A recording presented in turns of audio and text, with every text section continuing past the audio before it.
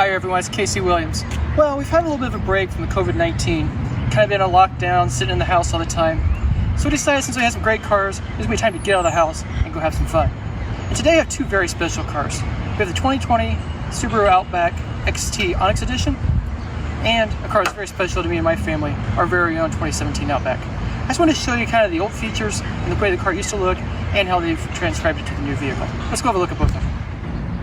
So about 3 years ago, my family had a little European crossover. It looked good, it handled really well, it was a fun little car. But it wasn't very long that we had it before we started having mechanical problems and radio knobs were falling off the interior of it and the radio wouldn't work, and then it was the gas cap falling off and breaking. It was just one thing after another. So one day I just finally had enough of this. And we started thinking, what car would we really like? And the Subaru Outback came to mind. We had several as test cars, really liked them. They seemed like they had enough space in them. So we ended up buying one. And it was really a good choice for my family. You know, it's a big car inside, it's a full mid-size crossover, gets 30 miles per gallon. It's got 8.7 inches of ground clearance, so you get a foot of snow, you just kind of shrug your shoulders and go to work. It's also pretty nice if you want to go to that favorite fishing spot or do some camping. It's also got a big luggage compartment. It just does everything that we really need to do as a family. But there are some things that I would change if I was buying this car again. I'd get the bigger wheels on it, I'd get an upgraded sound system, I'd probably get something other than the cloth seats, you know, either leather or some vinyl or something we could wash down easily. And I'd definitely get a bigger engine, at least a more powerful engine. We have the base 4-cylinder, and it's fine. Like I said, it gets over 30 miles per gallon on the highway, but it'd be really nice to have a little more power. So that really brings us to the 2020 XT Onyx Edition. So the XT means it's a turbo, and the Onyx means it's got the blacked out trim. It's kind of the sport package. And I'm telling you what, I like this car. In fact, I'd almost like to go trade mine for it right now. So I like the black grille. Yeah, it looks really nice. I've got a little bigger logo on the front from the previous edition. A little more cladding down below, protected from rocks and sticks and brush if you do some light off-roading. LED fog lamps, LED headlamps on this model. When you come around the side, you really do almost have to have these cars side by side to tell they're two different cars. At least two different generations of cars. But this is a completely different generation, brand new architecture, brand new chassis. Everything's brand new about this car. 17-inch black wheels. It comes as part of the Onyx Edition. You'll see the trim here. Our car, it's painted around here. A little more plastic cladding to protect the paint and to protect the fenders. Still have 8.7 inches of ground clearance, so plenty. Move this logo from the front to the back. Again, just kind of beef the car up a little bit, just made it a little more stylish. So other things you might notice, extra tie downs here. On my car, this is just hard here. There's no tie through. I like that a lot. Also has the crossbars. This is a really nice feature on the Outbacks. It's the third generation's had these. So you don't have to get a special luggage rack for it. These bars, they swing over, they click on the other side, and you connect directly to them. You can get attachments for these, but if you've got a canoe or you've got a boat and you want to just go ahead and tie it to these bars, you can do that. So it gives a very easy way of doing that for your luggage. I think it's nice. If you look at this, it's just a little bit longer in the back.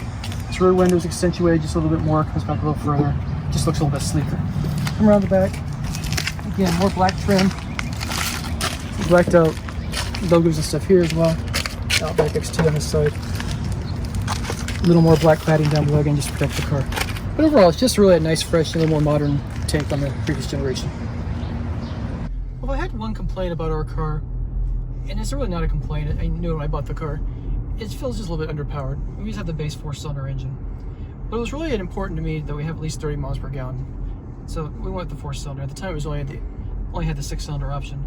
Well, now they've gotten rid of the 6-cylinder, and it's a turbocharged 4-cylinder in the up-level models.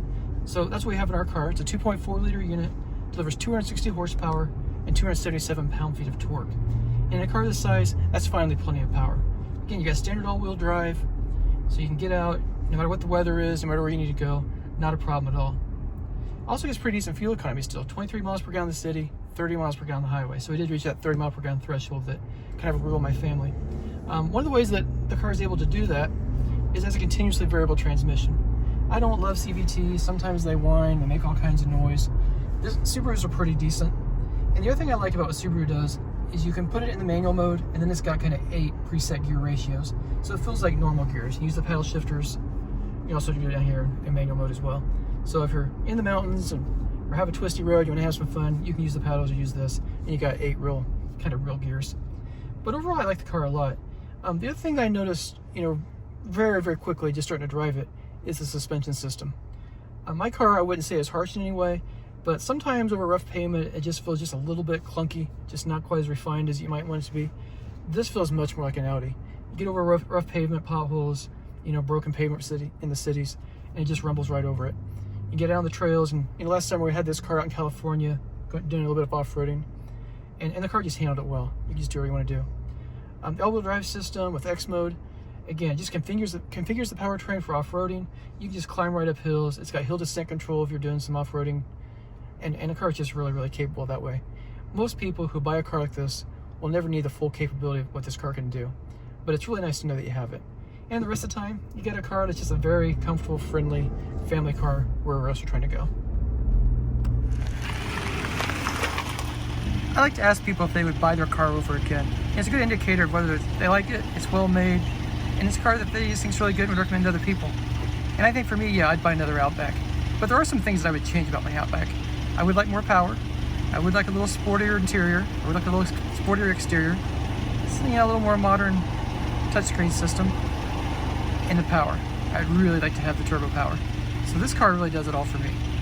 Now let's talk about price. I think that's one of the Subaru Outback's strongest points. And it's a big reason why we bought our car. You get a lot of car for the money. So the Outback starts under $27,000. This one with everything you've seen, $37,995. And even an Outback Touring Edition with the upgraded leather interior, Harman Kardon audio system, everything on it, comes in right at $40,000. If you compare that against any other mid-size crossover, that's a pretty good deal. Well, next week we'll have another fun car. Till then, storm forward.